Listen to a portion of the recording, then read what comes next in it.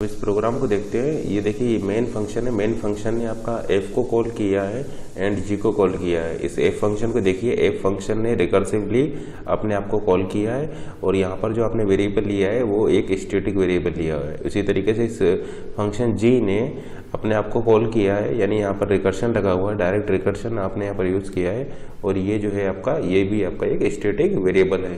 तो देखिए यहाँ पर क्या होगा कि आपका मेन एग्जीक्यूट होगा, मेन आपका इस f को कॉल कर देगा, कंट्रोल आपका f में चला जाएगा। अब देखिए f फंक्शन में आपने ये स्टैटिक वेरिएबल i यहाँ पर बनाया हुआ है, स्टैटिक वेरिएबल i आपने यहाँ पर लिया हुआ है। तो इस स्टैटिक वेरिएबल i के लिए आपका यहाँ पर एलोकेशन होगा एंड लेट से ये जो एलोकेशन हुआ है ये आपका मेमोरी एड्रेस 2000 मेमोरी एड्रेस पर इस स्टैटिक वेरिएबल i के लिए आपका यहाँ पर एलोकेशन होगा। ठीक है ना। अब ये जो एलोकेशन आपने किया है, ये जो वेरिएबल है ये आपका इस फंक्शन f का वेरिएबल होगा। ठीक है ना। ये जो फंक्शन f है, इस फंक्शन f का ये स्टैटिक वेरिएबल होगा।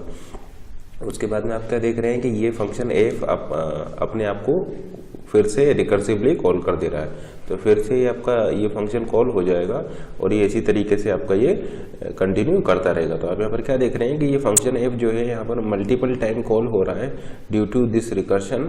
लेकिन आपका ये जो वेरिएबल i है जो कि स्टैटिक टाइप का है, इसके लिए मेमोरी में एलोकेशन आपका केवल वन टाइम हो रहा है, यानी मेमोरी में आपका केवल वन टाइम यहाँ पर एलोकेशन हो रहा है, जबकि ये फंक्शन आपका मल्टीपल टाइम यहाँ पर कॉल हो रहा है। लेकिन मेमोरी में वन टाइम एलोकेशन इसलिए हो रहा है क्योंकि ये वेरिएबल जो है ये स्टैटिक वेरिएबल है। उसी तरीके से देखिए, इस फंक्शन g के लिए हम बात करें तो फंक्शन g आपका एग्जीक्यूशन में आएगा। फिर ये जो स्टैटिक वेरिएबल i है इसके लिए अगेन फिर से आपका यहाँ पर एलोकेशन होगा। लेट से ये जो एलोकेशन हुआ है ये मेमोरी एड्रेस 3000 एड्रेस पर हुआ है और ये जो i है, ये i है आपका स्टैटिक वेरिएबल है इस फंक्शन g का। देखिए ये i और ये i, ये दोनों i आपके डिफरेंट हैं। ये i है आपका फंक्शन f का, ये वाला i है आपका फंक्शन g का। ये स्टैटिक वेरिएबल है, ये भी स्टैटिक वेरिएबल है, लेकिन ये फंक्शन f का है, ये फंक्शन g का है। उसके बाद में यहाँ पर जैसे कि आप देख सकते हैं, इस फंक्शन g ने रिकर्सिवली अपने आप को यहाँ पर कॉल कर लिया है। तो फिर से ये आपका ये रिकर्सिवली कॉल होता रहेगा। लेकिन ये जो एलोकेशन हुआ है इस स्टैटिक वेरिएबल i जो कि इस फंक्शन g का है, इसकी जो एलोकेशन हुआ है ये केवल मेमोरी में आपका वन टाइम होगा। तो आप क्या देख रहे हैं कि ये जो g जो है ये लेट से आपका मल्टीपल टाइम कॉल हुआ है। लेट से ये जो g जो है ये मल्टीपल टाइम कॉल होगा, लेकिन इसके लिए ये जो एलोकेशन होगा, ये मेमोरी में जो स्टैटिक वेरिएबल i के लिए जो एलोकेशन होगा ये केवल आपका सिंगल टाइम होगा। ठीक है ना। ये जो आपका रिकर्सिवली मल्टीपल टाइम कॉल होगा, लेकिन सभी टाइम पर आपका ये एलोकेशन होगा केवल ये वन टाइम आपका एलोकेट होगा। Only one time memory is allocated, only one time memory is created for this static variable i, जैसे कि आप देख रहे हैं। पर इसी तरीके से इस फंक्शन f जो है ये भी आपका मल्टीपल टाइम यहाँ पर कॉल होगा, लेकिन इसके लिए जो ये जो वेरिएबल i जो है जो स्टैटिक टाइप का है, इसके लिए केवल वन टाइम मेमोरी एलोकेशन होगा, जबकि ये फंक्शन f जो है ये मल्टीपल टाइम कॉल होगा क्योंकि ये आपका जो वेरिएबल है ये स्टैटिक टाइप का है।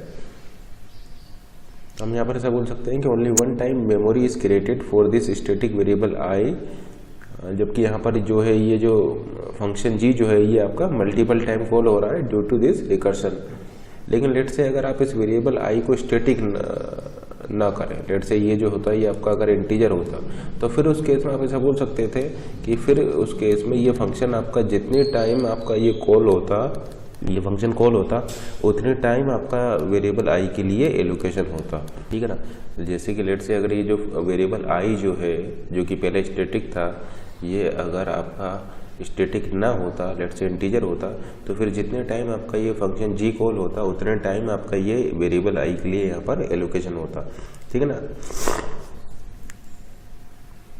क्योंकि जब जब ये आपका g फंक्शन कॉल होगा तब तब आपका इस वेरिएबल i के लिए यहाँ पर एलोकेशन होता।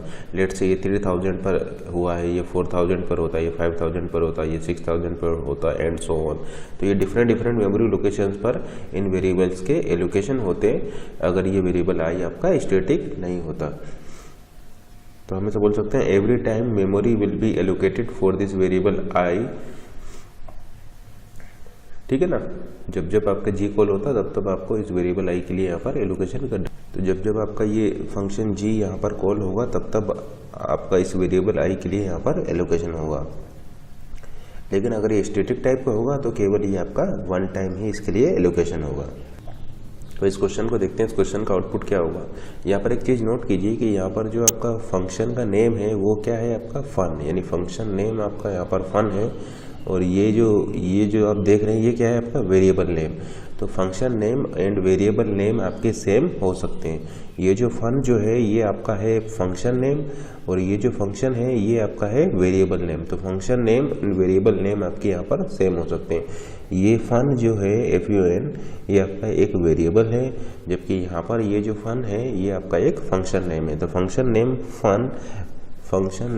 Fun and variable name fun both are fun.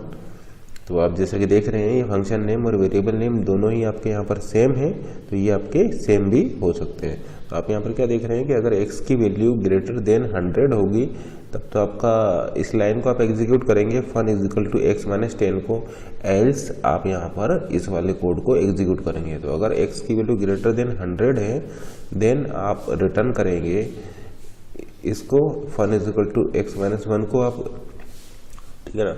तो अगर x की वैल्यू ग्रेटर देन 100 है देन आप रिटर्न करेंगे fun is equal to x minus 10 को। तो ये आपका कब रिटर्न होगा, ये आपका रिटर्न होगा जब आपकी x की वैल्यू ग्रेटर देन 100 होगी।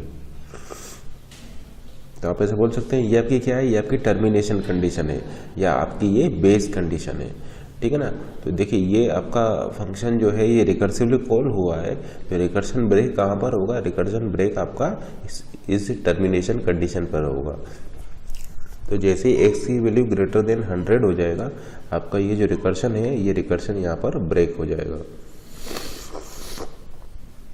तो आप ऐसा बोल सकते हैं कि ये जो है fun x is greater than 100 जो है ये आपका एक टर्मिनेशन कंडीशन है, ठीक है ना।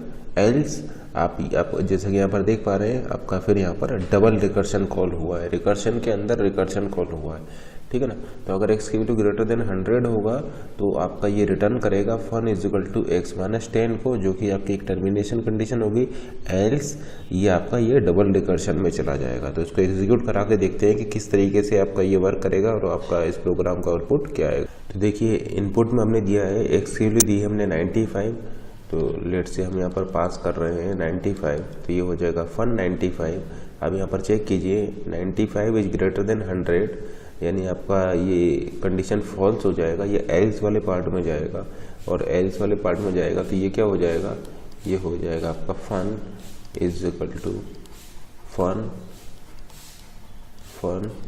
x प्लस 11, यानी 95 plus 11 which is equal to 106। तो ये आपका डबल रिकर्शन में आ जाएगा, ठीक है ना। तो ये हमने कॉल किया था फन 95 ने यहाँ पर जाकर चेक किया, ये कंडीशन आपका फॉल्स हो गया, तो ये एल्स वाले पार्ट में जाएगा। एल्स वाले पार्ट में ये हो जाएगा fun is equal to fun x plus 11, x की वैल्यू है 95 plus 11 which is equal to 106। तो ये आपका डबल रिकर्शन यहाँ पर कॉल हुआ है, इसको बोलते हैं हम डबल रिकर्शन, ठीक है ना, क्योंकि रिकर्शन के अंदर रिकर्शन हो रहा है। देखिए ये रिकर्शन के अंदर रिकर्शन आपने कॉल किया, रिकर्शन के अंदर रिकर्शन आपने कॉल किया। देखिए ये फन था, फन ने कॉल किया है फन को, फिर फन ने कॉल किया है फन को। देखिए फन ने कॉल किया है फन को, फिर फन ने कॉल किया है फन को, तो ये क्या हो गया आपका, ये डबल रिकर्शन हो गया। अब देखिए सबसे पहले आप इसको सॉल्व कीजिए, फन 106 को आप सॉल्व कीजिए। तो आप यहाँ पर पास करेंगे 106, ठीक है ना। सबसे पहले हम इनर को सॉल्व करेंगे फिर आउटर को सॉल्व करेंगे। तो पहले हम इस इनर को सॉल्व करते हैं, फन 106 को हम सॉल्व करने जा रहे हैं। तो आपने x की वैल्यू यहाँ पर रखा 106, कंडीशन आपका ट्रू हुआ, 106 इज ग्रेटर देन 100, यानी फन की वैल्यू क्या हो जाएगा, फन की वैल्यू हो जाएगा 106 minus 10 which is equal to 96, यानी आप ऐसा बोल सकते हैं कि फन 106 की वैल्यू आपका हो जाएगा 96। तो ये 96 रिटर्न होकर के आपका यहाँ पर आ जाएगा, ठीक है ना। अब ये आउटर रिकर्शन को सॉल्व करते हैं। पहले हमने इनर रिकर्शन को सॉल्व किया है, अब हम आउटर रिकर्शन को सॉल्व करते हैं। तो फन 106 की वैल्यू हो गई 96। अब हम सॉल्व करते हैं fun 96, fun is equal to fun 96। तो देखिए x की वैल्यू 96 है, कंडीशन आपका यहाँ पर देखिए इफ की कंडीशन आपका फॉल्स हो गया, एल्स वाले पार्ट में जाएगा। एल्स वाले जब ये पार्ट में जाएगा तो आपका ये वाला लाइन जो है यहाँ पर एग्जीक्यूट होगी, तो ये आपका हो जाएगा fun is equal to fun 96 plus 11, 96 plus 11, तो ये आपका ये हो जाएगा 107। फिर से जैसे कि आप देख पा रहे हैं, फिर से यहाँ पर डबल रिकर्शन कॉल हो गया है। तो सबसे पहले आप इनर रिकर्शन को सॉल्व करेंगे, यानी सबसे पहले हम सॉल्व करेंगे फन 107 को। 107 इज ग्रेटर देन 100, तो ये आपका ये वाला लाइन एग्जीक्यूट होगा, यानी ये हो जाएगा fun is equal to 107 minus 10 which is equal to 97, यानी ये क्या रिटर्न करेगा, ये रिटर्न करेगा 97। तो ये फन 107 आपका रिटर्न कर रहा है यहाँ पर 97 को। इसको आप करेक्ट कर लीजिए, ये आप इसको इस तरीके से लिख सकते हैं रिटर्न, और यहाँ पर भी आप इसको लिख सकते हैं रिटर्न, ठीक है ना। देखिए ये अगर कंडीशन ये वाला मीट हो रहा है तो आपका ये रिटर्न करेगा, अगर कंडीशन आपका ये वाला मीट नहीं हो रहा है एल्स पार्ट में, फिर आपका ये इसको रिटर्न करेगा। तो देखिए फन 107 किसको रिटर्न करेगा, फन 107 आपका 97 को रिटर्न करेगा। ये देखिए ये आपका हमने स्यूडो नोटेशन यहाँ पर यूज़ कर रहे हैं, ठीक है ना। ये आपका यहाँ पर ये स्यूडो नोटेशन हम यूज़ कर रहे हैं, सी का प्रोग्राम नहीं है। तो देखिए फन 107 क्या हो जाएगा, ये आपका रिटर्न करेगा 97। तो अब इसको आउटर वाले रिकर्शन को सॉल्व करते हैं, ये हो जाएगा फन 97। अब फन 97 आप यहाँ पर पास कीजिए, ये कंडीशन तो हो गई आपकी फेल, एल्स वाले पार्ट में जाएगा 97 प्लस 11, 97 प्लस 11 ये आपका हो जाएगा 108, यानी आपका ये आ जाएगा fun is equal to fun. देखिए ये आपका 97 आ गया था, इनर रिकर्शन को आपने सॉल्व किया था, ये देखिए इनर को रिकर्शन को आपने सॉल्व किया था तो आपको मिला था 97। अब आउटर को हम सॉल्व करने जा रहे हैं, तो फन 97 ये कंडीशन फॉल्स, यानी एल्स वाले पार्ट में जाएगा 97 plus 11 which is equal to 108, यानी ये आपको हो जाएगा फन 108।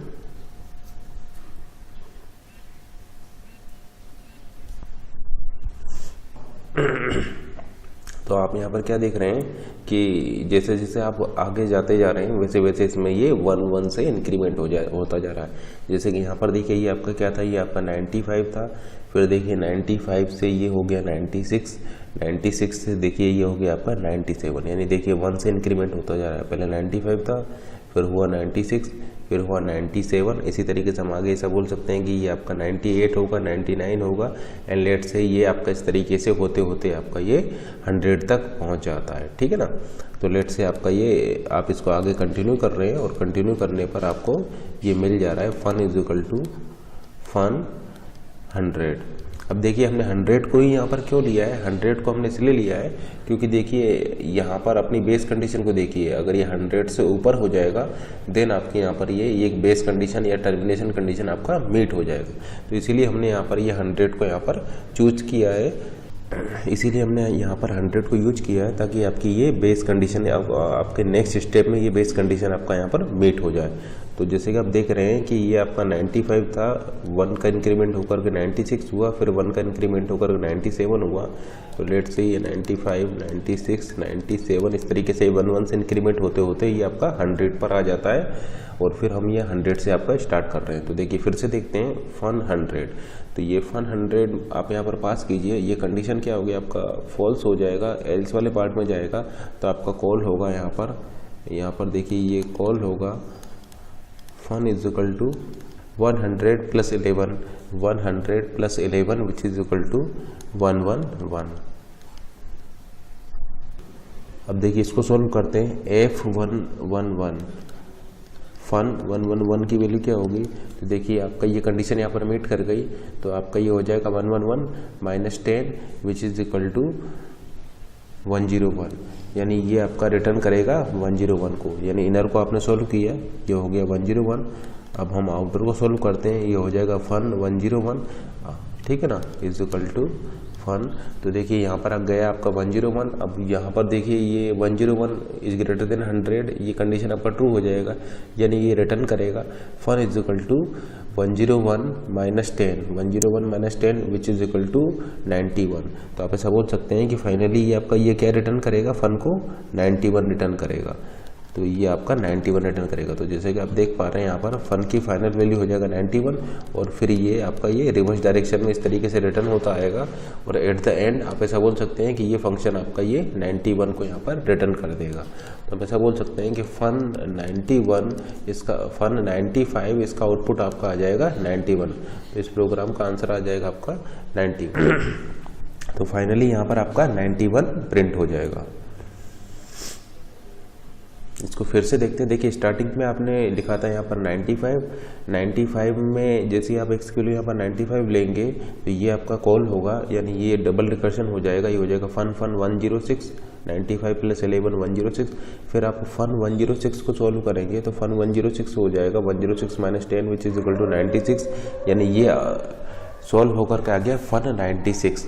इसी तरीके से आप आगे प्रोसीड करेंगे तो ये हो जाएगा फन 97। तो आप क्या देख रहे हैं कि ये 1 से आपका इंक्रीमेंट होता जा रहा है, यानी ये डबल रिकर्शन जो था, डबल रिकर्शन को सॉल्व करने पर इनर रिकर्शन तो आपका सॉल्व हो जा रहा है लेकिन आउटर रिकर्शन आपका सॉल्व यहाँ पर नहीं हो पा रहा है।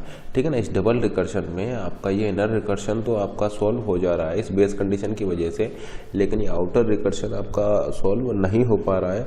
इस आउटर रिकर्शन की वजह से हमारा यहाँ पर 111 से इंक्रीमेंट होता जा रहा था। तो आप ऐसा बोल सकते हैं कि आपने यहाँ पर कॉल किया था, लेट से हम फन को f से रिप्रेजेंट कर रहे हैं, फन को हम f से रिप्रेजेंट कर रहे हैं। तो आपने कॉल किया था F95, फिर आपका यहाँ पर डबल रिकर्शन हो गया था। डबल रिकर्शन में इनर रिकर्शन को तो आपने सॉल्व कर लिया था लेकिन आउटर रिकर्शन की वजह से आपको मिला था F96। फिर इसी तरीके से इनर रिकर्शन को तो आपने सॉल्व कर लिया था लेकिन आउटर रिकर्शन की वजह से मिला था F97 and so on, and last में आपको मिला था यहाँ पर F100 और F100 को सॉल्व करने पर आपको मिला था यहाँ पर जैसे कि आप देख पा रहे हैं F101 और F101 आपका क्या रिटर्न करेगा, F101 रिटर्न कर रहा था आपका 91। ठीक है ना, देखिए F100 आपका जब कॉल होगा तो फिर से ये डबल रिकर्शन में चला जाएगा, इनर रिकर्शन आपका सॉल्व होकर के 101 दे देगा और ये आउटर रिकर्शन आपका हो जाएगा F101। अब आउटर रिकर्शन जो है वो आपका रिटर्न कर रहा है 91, ये इस तरीके से रिटर्न होकर के यहाँ पर आएगा एंड सेम फैशन में आपका ये इस तरीके से आपका ये रिटर्न होता जाएगा एंड एट द एंड आप ऐसा बोलेंगे कि ये जो है ये आपका ये 91 को इस तरीके से रिटर्न कर देगा। तो इस प्रोग्राम का आउटपुट आ जाएगा आपका 91। तो फाइनली आपका 91 यहाँ पर प्रिंट हो जाएगा।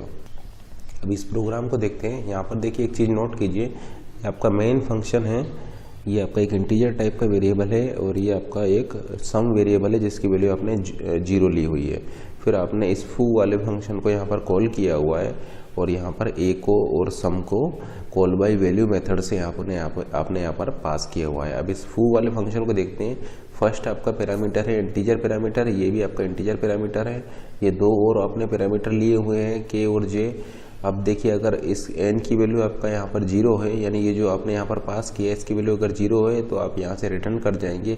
एल्स आप क्या कर रहे हैं कि इसमें ये जो n जो है इसका आप 10 से रिमाइंडर ले रहे हैं। तो अगर आप किसी भी नंबर का 10 से रिमाइंडर लेंगे तो उसकी लास्ट डिजिट आपका एक्सट्रैक्ट हो जाएगा। ठीक है ना, अगर आप किसी भी नंबर को 10 से रिमाइंडर लेंगे तो उस नंबर की जो लास्ट डिजिट है वो एक्सट्रैक्ट हो जाएगा। लेट से आपने लिखा 252, इसका आप रिमाइंडर लीजिए या 252 इसका रिमाइंडर लीजिए आप 10 से, तो 10 से रिमाइंडर लेने पर आपको क्या मिलेगा, 2 मिलेगा।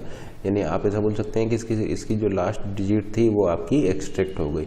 ये आपने लिखा 263, रिमाइंडर लीजिए आप इसका 10 से, तो रिमाइंडर लेने पर आपकी ये जो लास्ट जो डिजिट है वो आपकी एक्सट्रैक्ट हो जाएगा। तो ऐसा करने पर आपका लास्ट डिजिट एक्सट्रैक्ट हो जाएगा और डिवाइड बाई 10 करने पर वो जो नंबर है वो आपका, अब देखिए जे आपने क्या लिया हुआ है, जे आपने इंटीजर लिया हुआ है, जे जो लिया हुआ है वो आपने इंटीजर टाइप का लिया हुआ है, यानी 10 से डिवाइड करने पर वो नंबर की जो लेंथ है वो 1 से कम हो जाएगा। जैसे कि आपने लिखा 252 डिवाइडेड बाई 10, आप इसको 10 से डिवाइड कीजिए तो ये आएगा 25.2। अब चूंकि ये इंटीजर टाइप का है तो आपका आ जाएगा 25, यानी ये जो लास्ट बिट है ये आपकी यहाँ पर हट चुकी है।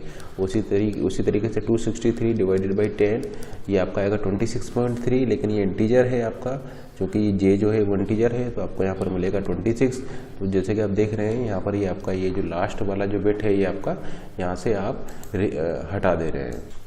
तो देखिए 10 से रिमाइंडर लेने पर आपको लास्ट वाली डिजिट एक्सट्रैक्ट हो जाएगा और 10 से डिवाइड करने पर आपकी लास्ट वाली डिजिट रिमूव हो जाएगा।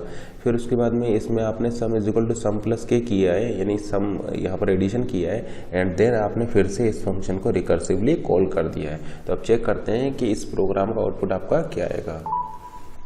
तो देखिए सबसे पहले आप मेन को एग्जीक्यूट कराइए, ये आपने मेन को एग्जीक्यूट करा रहे हैं। अब देखिए मेन में आपका ए की वैल्यू क्या है, ए की वैल्यू है 2048, यानी आपने इसको कॉल किया है मेन वाले फंक्शन ने। देखिए ये आपका मेन प्रोग्राम है, मेन प्रोग्राम ने कॉल कर दिया है इसको फू। ए की वैल्यू क्या है, ए की वैल्यू है आपका 2048 और सम की वैल्यू है आपका यहाँ पर 0।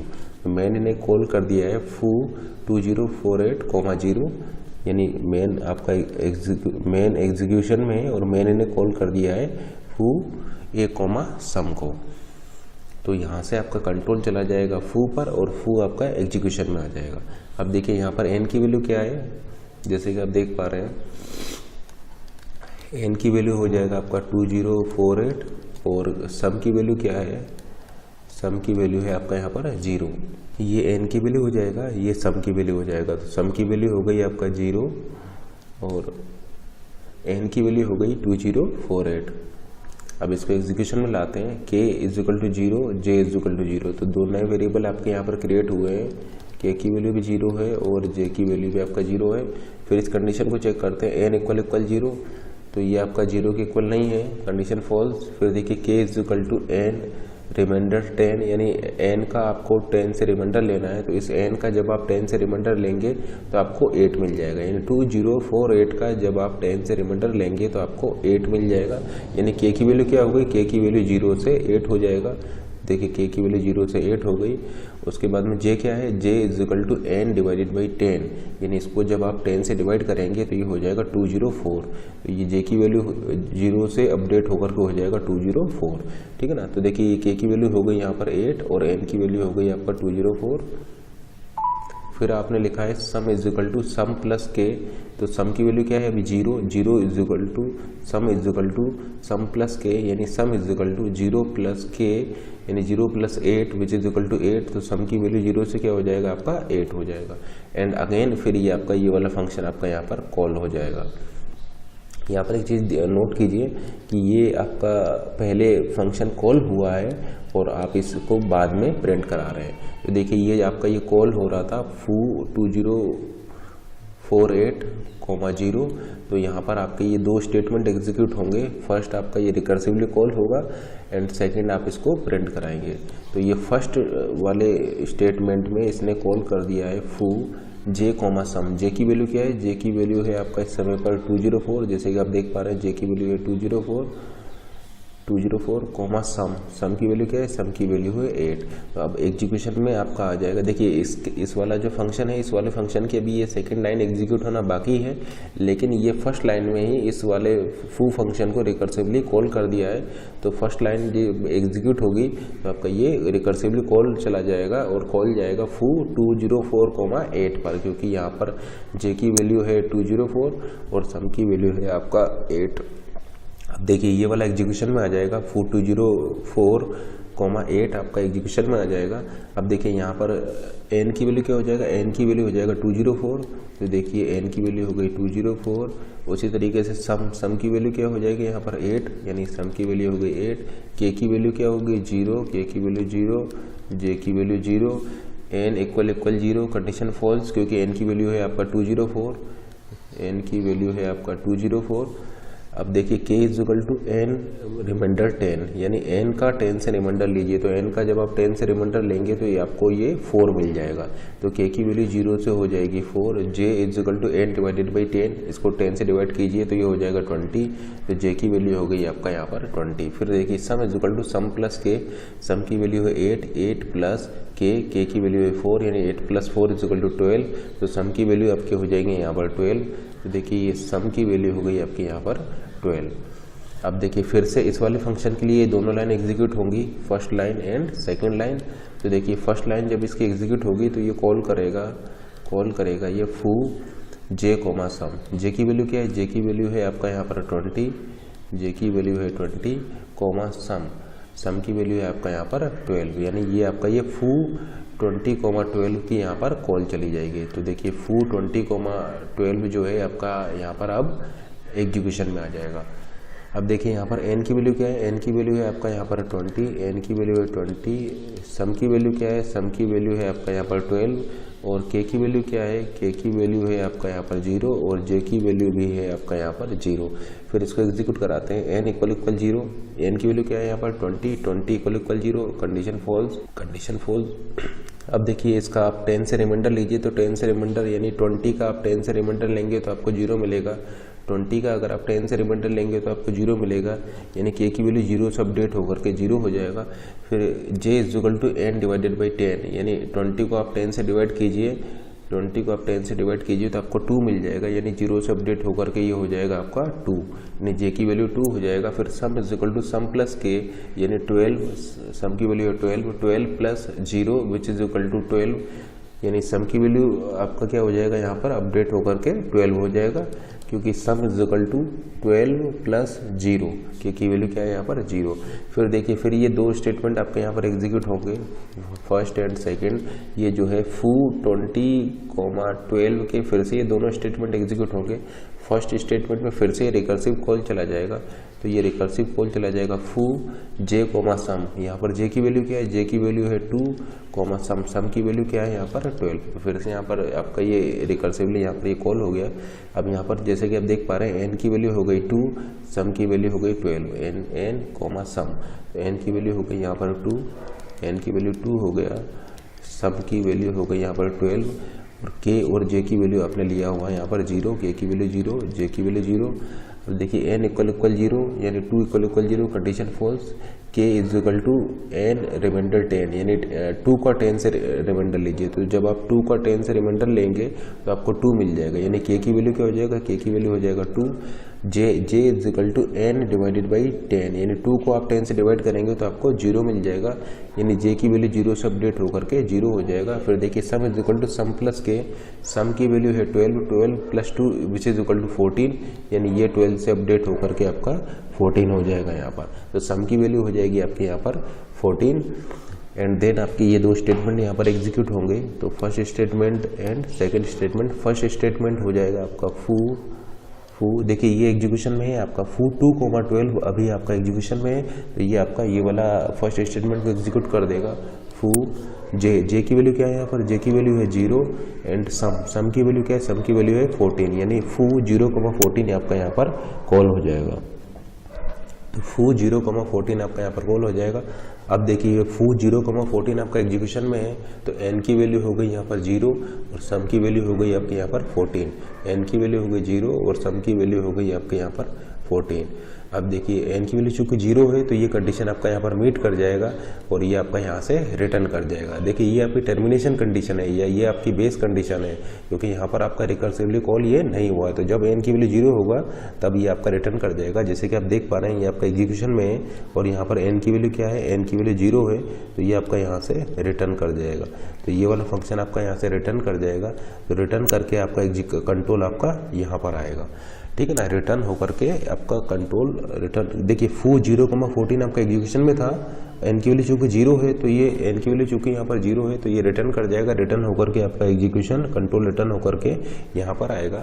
अब देखिए ये जो फू 2,12 था, फू 2,12 था, इसकी फर्स्ट लाइन एग्जीक्यूट हो चुकी है। फर्स्ट लाइन में इसने रिकर्सिवली इसको कॉल किया था। अब इसकी सेकंड लाइन एग्जीक्यूट होगी। सेकंड लाइन में क्या करा रहा है, सेकंड लाइन में ये k की वैल्यू को प्रिंट करा रहा है। जैसे कि आप देख रहे हैं यहाँ पर k की वैल्यू क्या है, k की वैल्यू है आपका यहाँ पर 2, k की वैल्यू है आपका यहाँ पर 2। तो ये सेकंड लाइन में क्या होगा, आपका यहाँ पर 2 प्रिंट हो जाएगा। तो आप ऐसा बोल सकते हैं कि यहाँ पर अगर हम आउटपुट लिखें तो सबसे पहले आपका यहाँ पर 2 प्रिंट होगा। सबसे पहले आपका यहाँ पर ये 2 प्रिंट हो जाएगा, क्योंकि k की वैल्यू आपके यहाँ पर 2 है। आप यहाँ पर k की वैल्यू को प्रिंट करा रहे हैं और k की वैल्यू आपके यहाँ पर 2 है, तो सबसे पहले आपका यहाँ पर 2 प्रिंट हो जाएगा। एंड देन आपका ये जो फू 2,12 है, ये जो फू 2,12 है, ये भी आपका यहाँ पर कंप्लीट हो चुका है। कंप्लीट हो चुका है तो कंट्रोल रिटर्न होकर के आपका आएगा यहाँ पर जहाँ से कॉल हुआ था, और फिर आपका एग्जीक्यूशन में फू 20,12 आ जाएगा। फू 20,12 20,12 आ जाएगा। फू 20,12 की फर्स्ट लाइन आपका एग्जीक्यूट हो चुकी है। अब इसकी सेकंड लाइन एग्जीक्यूट होगी।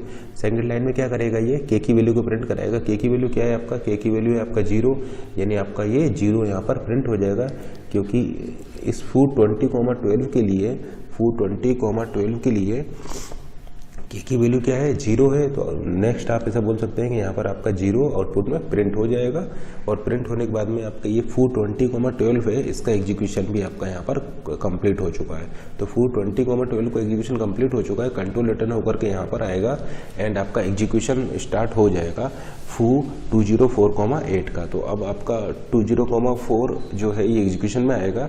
इसका देखिए फर्स्ट लाइन आपका एग्जीक्यूट हो चुका है, सेकंड लाइन एग्जीक्यूट होगा। सेकंड लाइन में क्या करा रहा है, ये आपके सब की वैल्यू को, सेकंड लाइन में क्या करा रहा है, सेकंड लाइन में आपका ये के की वैल्यू को प्रिंट करा रहा है। अब यहाँ पर के की वैल्यू क्या है, के की वैल्यू है 4, तो आपका यहाँ पर 4 प्रिंट हो जाएगा। तो नेक्स्ट आउटपुट में आपका यहाँ पर 4 प्रिंट हो जाएगा एंड आपका ये जो फू 204,8 है, इसका एग्जीक्यूशन भी यहाँ पर कंप्लीट हो जाएगा। अब इसका एग्जीक्यूशन भी कंप्लीट हो गया है, तो कंट्रोल रिटर्न होकर के यहाँ पर आएगा जहाँ से ये कॉल हुआ था। ये कॉल हुआ था फू 2048,0 से, तो फू 2048,0 की फर्स्ट लाइन एग्जीक्यूट हो चुकी है। अब आपका यहाँ पर सेकंड लाइन एग्जीक्यूट होगी। सेकंड लाइन में ये के की वैल्यू को प्रिंट करा रहा है। के की वैल्यू क्या है आपका 8, तो आप ऐसा बोल सकते हैं कि यहाँ पर आपका 8 यहाँ पर प्रिंट हो जाएगा। तो आउटपुट में आपका यहाँ पर अब 8 आ जाएगा, ठीक है ना। तो सबसे पहले प्रिंट होगा 2, सबसे पहले प्रिंट होगा 2, फिर प्रिंट होगा 0, फिर प्रिंट होगा 4 और फिर प्रिंट होगा यहाँ पर 8, ठीक है ना। एंड उसके बाद में आपका ये जो है ये फू 2048,0 है, ये भी आपका कंप्लीट हो चुका है और कंट्रोल रिटर्न होकर के आ जाएगा आपका मेन में। तो जैसे कि आप देख पा रहे हैं, ये फू 2048,0 जो है ये आपका कंप्लीट हो चुका है, कंट्रोल रिटर्न होकर के मेन में आया है और फिर आपका ये वाला स्टेटमेंट एग्जीक्यूट होगा। फिर ये सम की वैल्यू को प्रिंट कराएगा। सम की वैल्यू क्या है यहाँ पर, सम की वैल्यू 0, तो आपका यहाँ पर फाइनली 0 प्रिंट होगा। तो इस कोड का आउटपुट क्या आएगा, इस कोड का आउटपुट आएगा आपका 2048,0। देखिए 2048,0, 2048,0, क्योंकि यहाँ पर आपने इसको कॉल बाई वैल्यू वाले फैशन में पास किया था। यहाँ पर आपने इसको कॉल बाई वैल्यू वाले फैशन में आपने इसको पास किया था, तो केवल आपकी वैल्यूज़ यहाँ पर पास होगी। तो मेन के लिए जो सम वाला वेरिएबल होगा उसकी वैल्यू क्या होगी, उसकी वैल्यू 0 होगी। तो आपका यहाँ पर क्या आएगा, आउटपुट में आपका यहाँ पर ऑलवेज 0 ही यहाँ पर प्रिंट होगा, क्योंकि ये आपका आपने यहाँ पर वैल्यू पास की है, कॉल बाई वैल्यू मेथड आपने यूज़ किया है। तो आपका यहाँ पर ये मेन वाला जो सम है इसकी वैल्यू क्या होगी, आपकी 0 ही होगी। लेकिन लेट से इस प्रोग्राम में हम एक चेंज कर देते हैं। लेट से अगर हम इन दोनों स्टेटमेंट को इंटरचेंज कर दें, पहले प्रिंट कराएं फिर रिकर्सिव कॉल कराएं, यानी अगर हम पहले प्रिंट कराएं और फिर रिकर्सिव कॉल कराएं तो आपका फिर इस प्रोग्राम का आउटपुट क्या आएगा। तो जैसे कि आप देख पा रहे हैं, पहले अगर आप प्रिंट कराएंगे तो प्रिंट आपका पहले हो जाएगा एंड रिकर्सिव कॉल बाद में जाएगा। यानी देखिए, अगर आप पहले प्रिंट कराएंगे तो सबसे पहले 8 प्रिंट हो जाएगा, फिर आपका 4 प्रिंट होगा, फिर आपका ये 0 प्रिंट होगा क्योंकि आप के की वैल्यू प्रिंट करा रहे हैं, और फिर आपका ये 2 प्रिंट होगा एंड सबसे लास्ट में आपका ये 0 प्रिंट होगा। तो फिर उस केस में आपका आउटपुट आ जाएगा 84020, ठीक है ना। तो अगर आप यहाँ पर जैसे कि आप देख रहे हैं, पहले अगर आप प्रिंट कराएंगे एंड फिर आप इसको कॉल करेंगे तो यहाँ पर क्या हो जाएगा, देखिए मेन ने कॉल कर दिया आपका फू 2048,0 को। अब देखिए फू 2048,0 में देखिए आपका ये पहले ये प्रिंट हो जाएगा, के की वैल्यू प्रिंट हो जाएगा, और के क्या कर रहा है, आपका लास्ट डिजिट को एक्सट्रैक्ट कर रहा है। लास्ट डिजिट है 8, यानी आप ऐसा बोल सकते हैं कि आपका आउटपुट में 8 यहाँ पर पहले प्रिंट हो जाएगा। और सॉरी, यहाँ पर ये सम की वैल्यू 8 हो जाएगी, यहाँ पर सम की वैल्यू 8 हो जाएगा और यहाँ पर सम की वैल्यू हो जाएगी आपकी 12। जैसे कि आप यहाँ पर देख पा रहे हैं, यहाँ पर देखिए सम की वैल्यू क्या है, सम की वैल्यू है आपका यहाँ पर 8 और यहाँ पर सम की वैल्यू हो गई है आपका 12, ठीक है ना। अब इसको एग्जीक्यूट कराते हैं, तो जब ये एग्जीक्यूशन में आएगा तो सबसे पहले के की वैल्यू को प्रिंट कराएगा, यानी यहाँ पर के की वैल्यू क्या हो जाएगी 0, यानी आपका आउटपुट में ये 0 प्रिंट हो जाएगा। एंड देन सेकंड लाइन में ये रिकर्सिवली कॉल करेगा, तो ये रिकर्सिवली कॉल कर देगा फू, देखिए ये हो जाएगा 2 कॉमा और यहाँ पर सम की वैल्यू हो जाएगी आपकी 14। जैसे कि आप यहाँ पर देख पा रहे हैं, यहाँ पर देखिए सम की वैल्यू क्या हो गई थी आपकी 14 हो गई थी, ठीक है ना।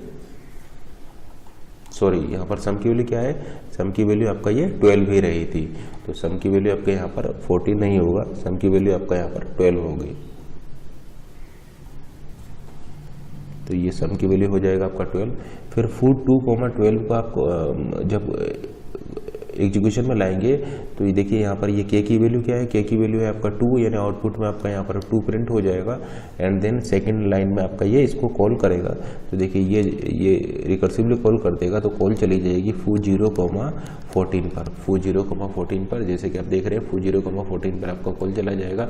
और फिर आपका ये जब ये एग्जीक्यूशन में आएगा तो ये यहाँ से रिटर्न कर जाएगा, तो ये आपका रिटर्न कर जाएगा, रिटर्न करके यहाँ पर आएगा, ये रिटर्न करके यहाँ पर आएगा, ये रिटर्न करके आपका यहाँ पर आएगा।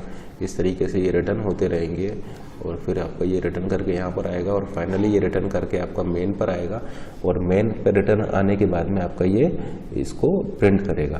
तो देखिए यहाँ पर आप प्रिंट करा रहे हैं सम को, यहाँ पर आप प्रिंट करा रहे हैं सम को, सम की वैल्यू क्या है 0। आप ऐसा बोल सकते हैं कि फाइनली आपका यहाँ पर 0 प्रिंट हो जाएगा। तो इस प्रोग्राम का फिर आउटपुट क्या आएगा, देखिए पहले आपने अब प्रिंट कराया, पहले प्रिंट कराया, फिर रिकर्सिव कॉल किया है, यानी सबसे पहले 8 प्रिंट होगा, फिर आपका 4 आउटपुट में प्रिंट होगा, फिर आपका 0 प्रिंट होगा, फिर आपका 2 प्रिंट होगा एंड लास्ट में आपका ये सम की वैल्यू यहाँ पर प्रिंट होगा। तो अब इस केस में आउटपुट आपका आ जाएगा 84020। तो आपने क्या देखा कि अगर आप पहले प्रिंट करा रहे हैं और फिर रिकर्सिव कॉल करा रहे हैं तो आपका यहाँ पर आउटपुट ये चेंज हो जा रहा है। और अगर आप यहाँ पर पहले रिकर्सिवली कॉल कर रहे हैं एंड देन आप प्रिंट करा रहे हैं तो फिर उस केस में आपका आउटपुट ये आएगा, ठीक है ना। अगर आप पहले रिकर्सिवली कॉल करा रहे हैं और फिर इसको प्रिंट करेंगे तो आउटपुट आपका ये आएगा, क्योंकि देखिए आपने रिकर्सिवली कॉल करा दिया, प्रिंट आपने बाद में कराया है। यानी आप ऐसा बोल सकते हैं कि प्रिंट आपका रिटर्न करने के टाइम पर होगा, जैसे कि आप देख रहे हैं प्रिंट आपका रिटर्न करने के टाइम पर होगा, यानी जो सबसे लास्ट वाला होगा वो पहले प्रिंट होगा।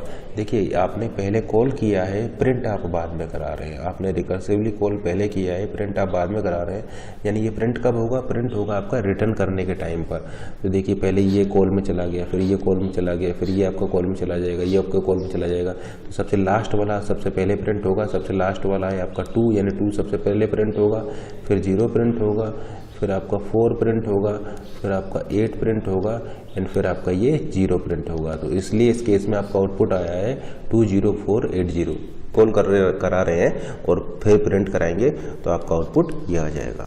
अब इस प्रोग्राम को देखते हैं। तो देखिए इस प्रोग्राम को जब आप एग्जीक्यूट करेंगे तो इसका आउटपुट क्या आएगा। तो देखिए सबसे पहले देखिए ये आपने एक एरे लिया हुआ है, ये एरे लिया हुआ है, एरे नेम है आपका स्ट्रिंग और आपने यहाँ पर स्टोर कराया है इस हेलो को, ठीक है ना। तो ये आपका एक एरे हो जाएगा एंड एरे नेम क्या है, एरे नेम है आपका स्ट्रिंग, एरे नेम हो जाएगा आपका स्ट्रिंग,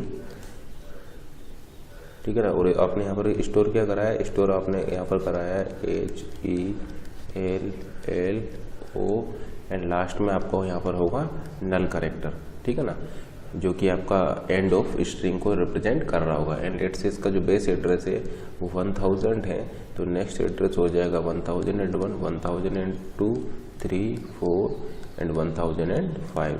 तो इस टाइप से इसके ये एड्रेसेस हो जाएंगे। एंड लेट्स से जो इंडेक्स है ये इंडेक्स है 0, 1, 2, 3, 4 एंड 5। तो जैसे ही आपने लिखेंगे केर स्ट्रिंग तो आपका इस तरीके से मेमोरी में ये एलोकेशन हो जाएगा। स्ट्रिंग का ये जो एरे है स्ट्रिंग, इसका बेस एड्रेस क्या होगा, इसका बेस एड्रेस हो जाएगा 1000, ठीक है ना। एरे नेम क्या है, यहाँ पर एरे नेम है स्ट्रिंग। तो एरे नेम क्या बताता है, एरे नेम बताता है उसका बेस एड्रेस, यानी स्ट्रिंग का मतलब हो जाएगा इस एरे का बेस एड्रेस जो कि आपका 1000 हो जाएगा। अब देखिए फिर आपने यहाँ पर ये फंक्शन कॉल किया है, डिस्प्ले फंक्शन को कॉल किया है और इस एरे नेम को पास कर दिया है। तो अभी हमने आपको बताया था एरे नेम क्या बताता है, एरे नेम उसका बेस एड्रेस बताता है, यानी आपने यहाँ पर इसके बेस एड्रेस 1000 को यहाँ पर पास कर दिया है। अब देखिए ये वॉइड, अब देखिए ये डिस्प्ले फंक्शन आपका यहाँ पर कॉल हो जाएगा, डिस्प्ले फंक्शन कॉल हो जाएगा और यहाँ पर स्ट्रिंग आपने क्या लिया हुआ है, एक पॉइंटर वेरिएबल लिया हुआ है जो कि पॉइंट करेगा एक कैरेक्टर के एड्रेस को, क्योंकि देखिए ये 1000 एड्रेस पर क्या है, 1000 एड्रेस पर आपका एक कैरेक्टर है, तो इसको होल्ड करने के लिए आपको एक कैरेक्टर पॉइंटर लेना होगा, क्योंकि ये जो एड्रेस है 1000 उस एड्रेस पर आपकी क्या वैल्यू पड़ी हुई है, एक कैरेक्टर वैल्यू पड़ी हुई है। तो आपने यहाँ पर एरे नेम पास किया था, एरे नेम का मतलब हो जाएगा उसका बेस एड्रेस जो कि यहाँ पर 1000 है और उसको होल्ड कराने के लिए आपने यहाँ पर एक character variable, character pointer variable यहाँ पर लिया हुआ है। तो ये लेट से डिस्प्ले फंक्शन आपका एग्जीक्यूशन में है, तो एक वेरिएबल आपका क्रिएट होगा स्ट्रिंग लेट से मेमोरी में 2000 मेमोरी एड्रेस पर आपका एलोकेट हुआ है, और ये क्या होल्ड करेगा, ये इस 1000 को होल्ड करेगा। अब देखिए ये स्ट्रिंग जो है ये एक एरे है जो कि इस मेन फंक्शन में होगा, और ये वाला स्ट्रिंग जो है ये एक पॉइंटर वेरिएबल है जो कि एक कैरेक्टर के एड्रेस को पॉइंट करा रहा है, और वो इस डिस्प्ले फंक्शन के लिए होगा। तो ये स्ट्रिंग जो है ये डिस्प्ले फंक्शन का एक पॉइंटर वेरिएबल है, और ये वाला स्ट्रिंग जो है ये इस मेन फंक्शन का एक एरे है। और जैसे कि हम आपको बता चुके हैं कि एरे नेम क्या बताता है, उसका बेस एड्रेस देता है। तो ये स्ट्रिंग जो है ये क्या बताएगा, ये बताएगा इसके बेस एड्रेस 1000 को, ठीक है ना। अब 1000 एड्रेस पर आपका क्या है, एक कैरेक्टर है, तो उस कैरेक्टर को पॉइंट कराने के लिए आपने यहाँ पर कैरेक्टर पॉइंटर लिया हुआ है। तो ये स्ट्रिंग जो है ये पॉइंट कर रहा होगा इस 1000 एड्रेस के जिस पर कि आपका एक कैरेक्टर पड़ा हुआ है। तो इसीलिए आपने यहाँ पर ये कैरेक्टर पॉइंटर लिया हुआ है। अब देखिए फिर आपने यहाँ पर लिखा हुआ है प्रिंट ऑफ %s, स्ट्रिंग। तो यहाँ पर क्या प्रिंट होगा, यहाँ पर क्या प्रिंट होगा, क्या यहाँ पर हेलो प्रिंट होगा, नहीं। यहाँ पर देखिए आपको कंपाइल टाइम एरर मिल जाएगा। अगर इस प्रोग्राम को आप एग्जीक्यूट कराएंगे तो जैसे कि आप सोच रहे हैं कि यहाँ पर आपका हेलो प्रिंट होगा, वैसा नहीं होगा। यहाँ पर आपको एक कंपाइल टाइम एरर मिलेगी, क्योंकि कंपाइल टाइम एरर आपको इसलिए मिला है क्योंकि देखिए ये जो डिस्प्ले फंक्शन जो है, इस डिस्प्ले फंक्शन को आपने यहाँ पर यूज़ किया है, जबकि ये जो डिस्प्ले फंक्शन है इसको आपने डिक्लेयर नहीं किया है। यानी आप ऐसा बोल सकते हैं without declaring this function we are calling this function, ठीक है ना। आप मेन प्रोग्राम में इस डिस्प्ले फंक्शन को कॉल कर रहे हैं बिना इसको डिक्लेयर किए हुए, इसलिए आपका यहाँ पर कंपाइल टाइम में एरर आ जाएगा। ऐसा क्यों हो रहा है, देखिए ऐसा इसलिए हो रहा है कि अगर आप किसी फंक्शन को, ऐसा इसलिए हो रहा है क्योंकि बाय डिफ़ॉल्ट जो रिटर्न टाइप होता है वो इंटीजर होता है, ठीक है ना। बाय डिफ़ॉल्ट रिटर्न टाइप जो होता है वो इंटीजर होता है। तो आपने देखिए इस डिस्प्ले फंक्शन को तो डिक्लेयर किया नहीं हुआ है, इस डिस्प्ले फंक्शन को आपने डिफाइन नहीं किया हुआ है, इस डिस्प्ले फंक्शन को आपने डिक्लेयर नहीं किया हुआ है, इसलिए इसका डिफ़ॉल्ट रिटर्न टाइप क्या हो जाएगा, इसका डिफ़ॉल्ट रिटर्न टाइप हो जाएगा इंटीजर। जबकि देखिए इस डिस्प्ले फंक्शन का एक्चुअल रिटर्न टाइप क्या है, एक्चुअल रिटर्न टाइप है वॉइड। तो आपका यहाँ पर ये टाइप मिसमैच हो जाएगा, क्योंकि आपने इस डिस्प्ले फंक्शन को यहाँ पर डिस्प्ले फंक्शन को आपने डिक्लेयर नहीं किया हुआ है, या इस डिस्प्ले फंक्शन का प्रोटोटाइप आपने यहाँ पर नहीं लिखा है, तो इसलिए इसका डिफ़ॉल्ट रिटर्न टाइप ये लेगा, और डिफ़ॉल्ट रिटर्न टाइप होता है इंटीजर। तो यहाँ पर इसका रिटर्न टाइप इंटीजर होना चाहिए, जबकि यहाँ पर इसका रिटर्न टाइप एक्चुअली में क्या है, वॉइड। तो आप ऐसा बोल सकते हैं कि यहाँ पर टाइप मिसमैच हो जाएगा। तो इस टाइप मिसमैच होने की वजह से यहाँ पर आपको कंपाइल टाइम एरर मिलेगी। तो आप ऐसा बोल सकते हैं type mismatch for this function display, क्योंकि आपने इसके लिए प्रोटोटाइप तो डिफाइन किया नहीं हुआ है। तो प्रोटोटाइप डिफाइन नहीं किया हुआ है तो ये डिफ़ॉल्ट रिटर्न टाइप को लेगा, और डिफ़ॉल्ट रिटर्न टाइप होता है आपका इंटीजर, ठीक है ना। बाय डिफ़ॉल्ट अगर आप कोई भी रिटर्न टाइप मेंशन नहीं कर रहे हैं, अगर आप कोई भी रिटर्न टाइप मेंशन नहीं कर रहे हैं, तो डिफ़ॉल्ट रिटर्न टाइप वहाँ पर होता है इंटीजर। अब जो कि आपने इस डिस्प्ले फंक्शन का प्रोटोटाइप या डिक्लेरेशन तो यहाँ पर दिया नहीं हुआ है, इसलिए ये डिफ़ॉल्ट रिटर्न टाइप को लेगा, और डिफ़ॉल्ट रिटर्न टाइप हो जाएगा इंटीजर, जो कि मिसमैच कर जाएगा इस एक्चुअल रिटर्न टाइप वॉइड से। इसलिए यहाँ पर टाइप मिसमैच की प्रॉब्लम आ जाएगा और आपको ये कंपाइल टाइम एरर मिलेगी। तो हम यहाँ पर बोल सकते हैं as we are calling this display function without declaring it, और you can say without giving prototype for this function display we are using it, so it will take by default return type, and default return type is integer, hence type mismatch will occur in this case, ठीक है ना। क्योंकि अगर आप इस function का prototype define नहीं कर रहे हैं तो बाय डिफ़ॉल्ट ये डिफ़ॉल्ट रिटर्न टाइप को लेगा, और डिफ़ॉल्ट रिटर्न टाइप यहाँ पर इंटीजर होगा, जो कि मिसमैच कर जाएगा इस एक्चुअल रिटर्न टाइप वॉइड से। इसलिए आपको यहाँ पर कंपाइल टाइम एरर मिलेगी, प्रोटोटाइप को डिफाइन नहीं किया हुआ है, ठीक है ना। तो अगर आप प्रोटोटाइप को डिफाइन नहीं कर रहे हैं, किसी भी फंक्शन के प्रोटोटाइप को अगर आप डिफाइन नहीं कर रहे हैं, तो वो डिफ़ॉल्ट रिटर्न टाइप इंटीजर को लेगा, ठीक है ना। तो आपने यहाँ पर इसका प्रोटोटाइप को तो डिफाइन नहीं किया हुआ है, तो इसलिए डिफॉल्ट रिटर्न टाइप इंटीजर को लेगा, जो कि मिसमैच कर जाएगा इस एक्चुअल रिटर्न टाइप वॉइड से। तो इस प्रॉब्लम को आप कैसे सॉल्व करेंगे, या इस कंपाइल टाइम एरर को आप किस तरीके से हैंडल करेंगे, तो इसके दो तरीके हैं।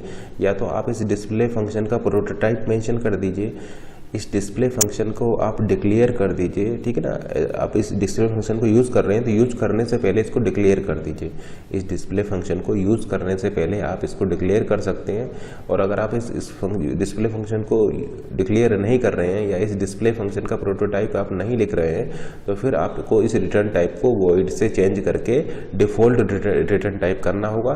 तब आपका ये जो है टाइप मिसमैच वाली प्रॉब्लम जो है ये सॉल्व हो जाएगा। तो अब देखते हैं कि इस प्रोग्राम अगर आप एग्जीक्यूट कराएंगे तो आपका एरर आएगा, लेकिन उस एरर को किस तरीके से आप रिमूव करेंगे। और एरर यहाँ पर क्या आएगा, एरर आपका यहाँ पर आएगा टाइप मिसमैच प्रॉब्लम, क्योंकि आपकी डिफॉल्ट टाइप यहाँ पर इंटीजर है, जबकि यहाँ पर एक्चुअल टाइप रिटर्न टाइप जो है वो आपका वॉइड है। तो टाइप मिसमैच प्रॉब्लम यहाँ पर आपका आ जाएगा। तो आप यहाँ पर ऐसा बोल सकते हैं कि whenever without declaring a function we use that function, then by default value is integer, default return type of that function is as integer. ठीक है ना। अगर आप किसी भी फंक्शन को बिना डिक्लेयर किए हुए या बिना उसका प्रोटोटाइप दिए हुए अगर आप उस फंक्शन को यूज़ कर रहे हैं, तो उस फंक्शन का डिफॉल्ट रिटर्न टाइप जो होगा वो इंटीजर होगा। ठीक है ना। तो अगर आप किसी भी फंक्शन को बिना डिक्लेयर किए हुए यूज कर रहे हैं, या किसी भी फंक्शन को आप बिना प्रोटोटाइप दिए हुए अगर यूज कर रहे हैं, तो उस फंक्शन का रिटर्न टाइप आपका बाय डिफ़ॉल्ट वो इंटीजर लेगा। तो यहाँ पर ये डिफ़ॉल्ट रिटर्न टाइप इंटीजर लेगा, और जबकि यहाँ पर एक्चुअल रिटर्न टाइप वॉइड है, तो इसलिए यहाँ पर आपका टाइप मिसमैच एरर आ जाएगा, क्योंकि ये एज्यूम करेगा कि इसका जो रिटर्न टाइप है वो इंटीजर होना चाहिए, क्योंकि आपने इसके लिए प्रोटोटाइप या डिक्लेरेशन नहीं दिया हुआ है। तो इसलिए ये एज्यूम करेगा कि इसका रिटर्न टाइप इंटीजर होना चाहिए, जबकि इसका रिटर्न टाइप है वॉइड, इसलिए यहाँ पर टाइप मिसमैच की प्रॉब्लम आ जाएगा। तो उसको सॉल्व कैसे करेंगे, सॉल्व आप इस तरीके से कर सकते हैं कि या तो आप इसका रिटर्न टाइप चेंज कर दीजिए। देखिए, इस रिटर्न टाइप को आप वॉइड से इंट कर दीजिए। तो अगर आप इस रिटर्न टाइप को वॉइड से इंट कर देते हैं, देन आपका प्रॉब्लम सॉल्व हो जाएगा, और ये टाइप मिसमैच वाली जो प्रॉब्लम है ये आपका सॉल्व हो जाएगा। और अब इस केस में आपका जो एरर है वो रिजॉल्व हो चुकी है। ठीक है ना, क्योंकि देखिए इस डिस्प्ले फंक्शन को आपने यहाँ पर डिक्लेयर नहीं किया हुआ है, ना ही इसके लिए आपने यहाँ पर प्रोटोटाइप दिया हुआ है, तो इसका डिफॉल्ट रिटर्न टाइप हो जाएगा इंटीजर। और देखिए ये इंटीजर को ही यहाँ पर रिटर्न कर रहा है, तो आपको यहाँ पर लिख सकते हैं रिटर्न 0 या रिटर्न 1, आप यहाँ पर इसको लिख सकते हैं। ठीक है ना, लेट से आप यहाँ पर लिख सकते हैं रिटर्न 1 क्या है आपका इंटीजर, तो ये 1 आपका रिटर्न करेगा। देन आपका ये प्रॉब्लम आपका यहाँ पर सॉल्व हो चुका है, आप यहाँ पर इंटीजर को रिटर्न करा रहे हैं।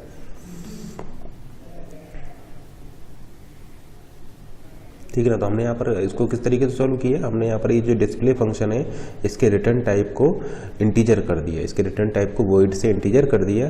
तो आपका ये जो टाइप मिसमैच वाली जो प्रॉब्लम थी वो सॉल्व हो गई। अब यहाँ पर टाइप मिसमैच नहीं हो रहा है, बाय डिफ़ॉल्ट रिटर्न टाइप भी इंटीजर है, क्योंकि आपने इसको डिक्लेयर या प्रोटोटाइप इसके लिए नहीं दिया हुआ है, तो डिफ़ॉल्ट रिटर्न टाइप भी इंटीजर है, और ये एक्चुअल रिटर्न टाइप भी आपका इंटीजर है, और उसके लिए हमने यहाँ पर इसको 1 को रिटर्न करा रहे हैं, एक इंटीजर को रिटर्न करा रहे हैं। तो आपका ये प्रॉब्लम आपका सॉल्व हो चुका है, और आपका यहाँ पर कोई एरर यहाँ पर नहीं आएगी। या दूसरा आप ये कर सकते हैं कि आप इस फंक्शन डिस्प्ले को आप यहाँ पर डिक्लेयर कर सकते हैं, या इस फंक्शन डिस्प्ले के लिए आप यहाँ पर प्रोटोटाइप डिफाइन कर सकते हैं। तो सेकंड सॉल्यूशन ये हो सकता है कि आप इसके लिए प्रोटोटाइप डिफाइन कर दीजिए या इसको डिक्लेयर कर दीजिए। तो लेट से हम इसके लिए प्रोटोटाइप डिफाइन कर रहे हैं, वॉइड डिस्प्ले केयर स्ट्रिंग। तो अब आपकी ये प्रॉब्लम जो है वो सॉल्व हो जाएगा, क्योंकि हमने यहाँ पर डिक्लेयर कर दिया है, या हमने इस फंक्शन का प्रोटोटाइप यहाँ पर मेंशन कर दिया है कि इसका रिटर्न टाइप वॉइड है, और ये आपका पैरामीटर में एक कैरेक्टर पॉइंटर को ले रहा है। ठीक है ना, तो हमने यहाँ पर ये डिस्प्ले फंक्शन का ये प्रोटोटाइप यहाँ पर अब डिफाइन कर दिया है कि इसका रिटर्न टाइप वॉइड है, और ये पैरामीटर में आपका एक कैरेक्टर पॉइंटर इनपुट में ले रहा है। तो इस तरीके से भी आपकी प्रॉब्लम सॉल्व हो जाएगा। तो जैसे कि आप देख पा रहे हैं कि या तो आप इस डिस्प्ले फंक्शन को डिक्लेयर कर दीजिए, देखिए यहाँ पर हमने क्या किया है, यहाँ पर हमने इस डिस्प्ले फंक्शन का प्रोटोटाइप दे दिया है। तो या तो आप इसका प्रोटोटाइप दे दीजिए तो आपका ये प्रॉब्लम नहीं आएगा, या फिर इस डिफ़ॉल्ट रिटर्न टाइप को आपको इंटीजर कर दीजिए, तब भी आपका ये प्रॉब्लम सॉल्व हो जाएगा। अभी नेक्स्ट प्रॉब्लम देखते हैं। देखिए इस प्रॉब्लम को अगर आप या इस प्रोग्राम को अगर आप एग्जीक्यूट कराएंगे तो अभी तो यहाँ पर कोई प्रॉब्लम नहीं आएगी। प्रॉब्लम आपकी यूँ नहीं आएगी, प्रॉब्लम आपकी कोई प्रॉब्लम आपके यहाँ पर नहीं आएगी। प्रॉब्लम इसलिए नहीं आएगी क्योंकि ये जो फू फंक्शन जिसको कि आपने कॉल किया है, इसको आपने यहाँ पर डिक्लेयर किया हुआ है। ये देखिए यहाँ पर आपने फू फंक्शन को कॉल किया है, तो इसके लिए आपने यहाँ पर प्रोटोटाइप दिया हुआ है। देखिए इसका रिटर्न टाइप है डबल, और पैरामीटर में ये लेगा आपका डबल, ठीक है ना। देखिए ये एक डबल को ले रहा है, ये पैरामीटर में किसको ले रहा है, ए को ले रहा है, जो कि क्या है, डबल टाइप का है। और रिटर्न क्या कर रहा है, रिटर्न भी आपका एक डबल को कर रहा है। तो आपने चूंकि यहाँ पर इसका प्रोटोटाइप डिफाइन किया हुआ है, इसलिए आपका इस प्रोग्राम में अभी कोई प्रॉब्लम नहीं आएगा। लेकिन लेट से अगर आप इस लाइन 1 को डिलीट कर देते हैं या इस डिक्लेरेशन को हटा देते हैं, तो इस प्रोग्राम में क्या एरर आ जाए। देखिए हमने यहाँ पर ये लाइन 1 को डिलीट कर दिया है। अब देखिए यहाँ पर फिर से वही प्रॉब्लम आ जाएगा, टाइप मिसमैच प्रॉब्लम आ जाएगा, क्योंकि आपने इस फू फंक्शन को डिक्लेयर नहीं किया है। इस फू फंक्शन के लिए आपने यहाँ पर कोई भी प्रोटोटाइप मेंशन नहीं किया हुआ है। तो इसका डिफ़ॉल्ट रिटर्न टाइप क्या हो जाएगा, डिफ़ॉल्ट रिटर्न टाइप हो जाएगा इंटीजर, जबकि इसका रिटर्न टाइप क्या है, डबल, यानी ये इंटीजर हो जाएगा इसका डिफ़ॉल्ट रिटर्न टाइप, जबकि यहाँ पर एक्चुअली में ये डबल रिटर्न कर रहा है। तो आपका यहाँ पर टाइप मिसमैच प्रॉब्लम आ जाएगा, और अगेन आपका यहाँ पर टाइप मिसमैच एरर आ जाएगा, क्योंकि ये रिटर्न टाइप है डबल और आपने इसका प्रोटोटाइप ये डिक्लेरेशन तो दिया नहीं है। तो ये डिफ़ॉल्ट रिटर्न टाइप हो जाएगा इसका इंटीजर। तो अगेन आपका यहाँ पर ये टाइप मिसमैच प्रॉब्लम हो जाएगा। तो अगर आप ये लाइन 1 को डिलीट कर देते हैं या इस फंक्शन फू के प्रोटोटाइप या डिक्लेरेशन को डिलीट कर देते हैं, देन आपका ये जो फंक्शन फू है इसका रिटर्न टाइप जो है ये डिफ़ॉल्ट रिटर्न टाइप इंटीजर लेगा, जबकि एक्चुअल रिटर्न टाइप डबल होने की वजह से यहाँ पर आपका फिर से ये इसके रिटर्न टाइप में यहाँ पर कॉन्फ्लिक्ट आ जाएगा, रिटर्न टाइप में कॉन्फ्लिक्ट आ जाएगा और आपका रिटर्न टाइप मिसमैच हो जाएगा और आपका इस प्रोग्राम में फिर आपका एरर आ जाएगा।